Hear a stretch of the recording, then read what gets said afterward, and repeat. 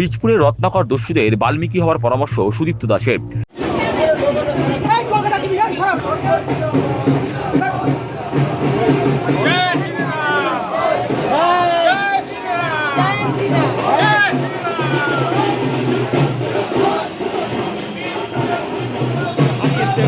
বীজপুরের রত্নাকর দস্যুদের বাল্মীকি হওয়ার পরামর্শ দিলেন বিজেপি প্রার্থী সুদীপ্ত দাস। শুক্রবার সকালে তিনি কাছাপাড়া পুরসভার ৬ নম্বর ওয়ার্ডের থানার মোড় থেকে বাড়ি বাড়ি প্রচার শুরু করেন। ৫ ও ৬ নম্বর ওয়ার্ডের বিস্তীর্ণ অঞ্চল পরিক্রমা শেষে তিনি প্রচার শেষ করেন। প্রচারে বেরিয়ে সংবাদমাধ্যমের মুখোমুখি হয়ে বীজপুর কেন্দ্রের বিজেপি প্রার্থী সুদীপ্ত দাস বলেন, বীজপুরের মানুষ পরিবর্তন চাইছে, নির্বিঘ্নে ভোট হলে তৃণমূলের পরাজয় নিশ্চিত, এটা ওরা বুঝে গিয়েছে, তাই আক্রমণ করে তাদেরকে ভোটের ময়দান থেকে সরানোর চেষ্টা চলছে। বীজপুরের ঠ্যাঙারে বাহিনী অর্থাৎ রত্নাকর দস্যুদের বাল্মীকি হওয়ার পরামর্শ দিলেন তরুণ ব্রিগেডেরই পদ্মপ্রার্থী। রত্নাকর দস্যুরা না শুধরালে তাদের বিরুদ্ধে ব্যবস্থা নেওয়ার হুঁশিয়ারি দিলেন সুদীপ্ত দাস। তার কথায় বীজপুরের মানুষের কাছে তিনি দায়বদ্ধ ও অঙ্গীকারবদ্ধ, যাতে তারা নির্ভয়ে ভোট দিতে পারেন। সুদীপ্ত বক্তব্য, তিনি 7 বছর ঘর ছাড়া ছিলেন, 7 বছর তিনি ঘুমাননি, প্রয়োজনে মানুষের ভোটাধিকার প্রয়োগ করার পরই তিনি শান্তিতে ঘুমাবেন। সুদীপ্তর কথায় তিনি বীজপুরের মানুষের পাহারাদার, যেখানে মানুষ আক্রান্ত হবেন সেখানে তিনি ছুটে যাবেন। বাধা দিলেও প্রচার থমকে যা থাকবে না, বরং দ্রুত গতিতে প্রচার চলবে। কংগ্রেস দেখছে যে আসলে আমরা যেখানে যাচ্ছি মানুষের দুহাত ভরা আশীর্বাদ এবং মানুষ পরিবর্তন চাইছে, সেটা বোঝা যাচ্ছে। এটা যেমন আমরা বুঝছি, এটা তৃণমূল কংগ্রেসও বুঝছে যে বাংলার মানুষ আর তাদের সাথে নেই, বীজপুরের মানুষ পরিবর্তন চাইছে। এবার এরা মনে করছে যে ভোট হলে নিশ্চিন্তে নির্বিঘ্নে ভোট হলে তাদের জেতার কোনো সম্ভাবনা নেই, তাই তারা চাইছে আমাদের উপর আক্রমণ করে, হামলা করে আমাদের ভোটের ময়দান থেকে সরিয়ে দিতে। এই জন্য এই সমস্ত চেষ্টাগুলো চালাচ্ছে তারা। রত্নাকরদের তো আমি চাইবো সমস্ত রত্নাকর বাল্মীকি হয়ে উঠুক, যদি ওঠে ভালো, না হলে তাদের মতন সেই ব্যবস্থা হবে। কারণ আমি দায়বদ্ধ এবং অঙ্গীকারবদ্ধ, মানুষের কাছে একটা কথা দিয়েছি যে প্রতিটা মানুষ নিশ্চিন্তে নির্বিঘ্নে ভোট দেবে। আমি 7 বছর ঘুমাইনি, আর একটা মাস না ঘুমালেও কিচ্ছু এসে যাবে না। প্রয়োজনে মানুষের ভোটাধিকার প্রয়োগ করে তারপর শান্তিতে ঘুমাবো। আমি জেগে আছি, আমি বীজপুরের পাহারাদার। যেখানে যে মানুষ আক্রান্ত হবে, যে ওয়ার্ডে আক্রান্ত হবে, যেখানে ওরা চেষ্টা করবে সেখানে আমি পৌঁছে যাব। দেখছেন তো যে বাধা দিচ্ছে, কোথাও দেখছেন আমাদের প্রচার থমকে আছে, যেখানে বাধা দিচ্ছে সেখানে গিয়ে চা খাবো পরে। আমি দেখতে চাই বীজপুরে কোন তৃণমূলের গুন্ডা আছে যে তারা আমাদের পথ আটকাতে পারে। তার কটাক্ষ, বীজপুরে তৃণমূলে করে সিপিএম দুলছে। সুদীপ্তর অভিযোগ, বীজপুরে তৃণমূল ও সিপিএম এর বড় বড় হোর্ডিং ঝুলছে, অথচ তাদের ব্যানার ফ্লেক্স খুলে দেওয়া হচ্ছে। আসলে প্রচারে সিপিএম কে ছাড় দিচ্ছে তৃণমূল, যাতে সিপিএম হিন্দু ভোট কেটে তৃণমূলকে সুবিধা পাইয়ে দিতে পারে। তার দাবি, সিপিএম নেতারা তৃণমূলের সঙ্গে আতাত করলেও নিচুতলার কর্মীরা গত 15 বছর ধরে অত্যাচারিত।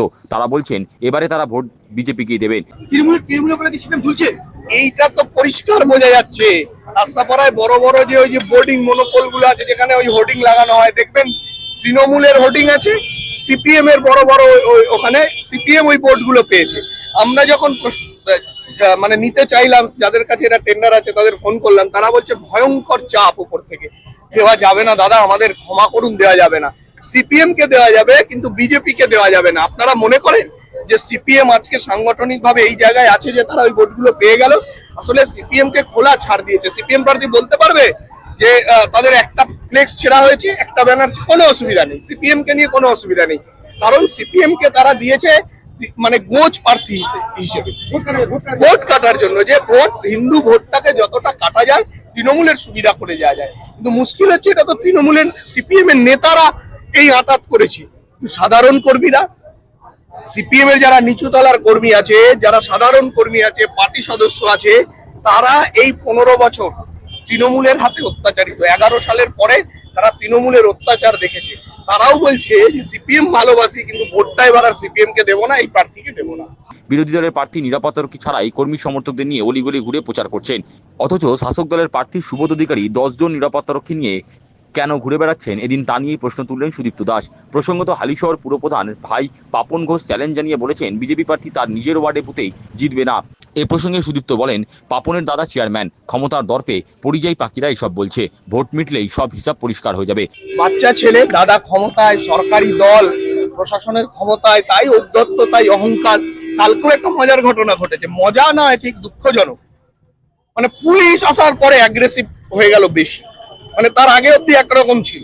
আচ্ছা পরিষ্কার বলুন না, এর আগে সোমনাথ শ্যাম সুবোধ অধিকারী বলতো না অর্জুন সিং সিকিউরিটি ছেড়ে আসুক? আপনারা প্রশ্ন করবেন, যদি কোনো সাংবাদিকের, মা মার্জনা করবেন, যদি কোনো সাংবাদিকের সৎসাহস থাকে, সুবোধ অধিকারীকে প্রশ্ন করবেন যে সুদীপ্ত দাস বিরোধী দলের প্রার্থী, সিকিউরিটি ছাড়া নিজের কর্মী সমর্থকদের নিয়ে অলিতে গলিতে পৌঁছাচ্ছে, আপনার কাছে 10টা স্টেন গান নেওয়ার লোক কেন? জিজ্ঞাসা করেছে। তাহলে আগে বলতো অর্জুন সিং সিকিউরিটি ছেড়ে আসুক, আরে অর্জুন সিং ছেড়ে দিন।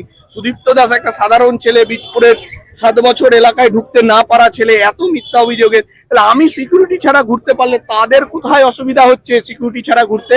আর ওই পাপন ঘোষ যার নাম বললেন, দাদা চেয়ারম্যান, ক্ষমতায় আসে, এসব শখের ওই পরিযায়ী পাখি, শখের গুন্ডা বুঝতে। প্রসঙ্গত স্রোতের প্রতিকূলে থেকেও দাপিয়ে বেড়াচ্ছেন অর্জুন সিং ও সুদীপ্ত দাসরা। এ প্রসঙ্গে সুদীপ্ত বলেন, বিজেপি ক্ষমতায় আসার পর দেখবেন বীজপুরে তৃণমূল নেতাদের খুঁজেই পাওয়া যাবে না। সাধক রামপ্রসাদের হালিশহর ও ঈশ্বর গুপ্তের কাছাপাড়া তুলে ধরার আশ্বাস দিলেন পদ্ম শিবিরের লড়াকু নেতা। ও বাবা, কোথায় থাকবে? আপনি কি মনে করছেন মানে আমাদের অবস্থায় ওরা কি করবে? তখন ওরা কোথায় থাকবেই না, আপনাদের খবর করার সুযোগ থাকবে না, চিন্তা করবেন না।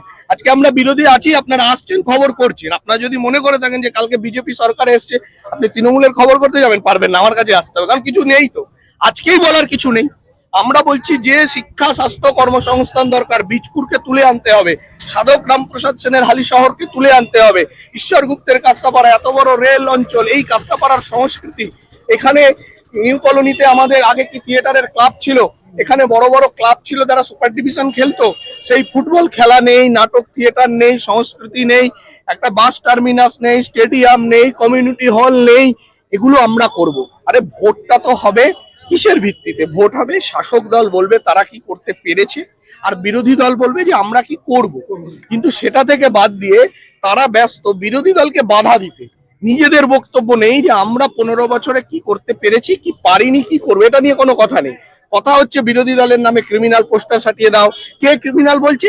যে ওয়াগান ব্রেকার, লোহাচোর। বীজপুরে বলবেন লোহাচোরকে, জিজ্ঞাসা করুন কাউকে, এখানে যে কোনো দোকানে গিয়ে আপনারা মানে ক্যামেরা রেখে একজন সাধারণ লোক হিসেবে আপনারা একটা প্রশ্ন করুন লোহাচোরকে, এক কথায় উত্তর পেয়ে যাবেন লোহাচোরকে। তো ভোটটা কিসের ভিত্তিতে হবে? ভোটটা হবে শিক্ষা, স্বাস্থ্য, কর্মসংস্থান, সামগ্রিক পরিকাঠামো, একটা বাংলার উন্নয়নের জন্য, বীজপুরের উন্নয়নের জন্য। সেটাকে বাদ দিয়ে ভোট হচ্ছে বিরোধী দলকে জয় স্লোগান বলো, আটকে দাও, ঝামেলা করো, পুলিশ দিয়ে ধরাও, মারো, এই আমাদের দুর্ভাগ্য।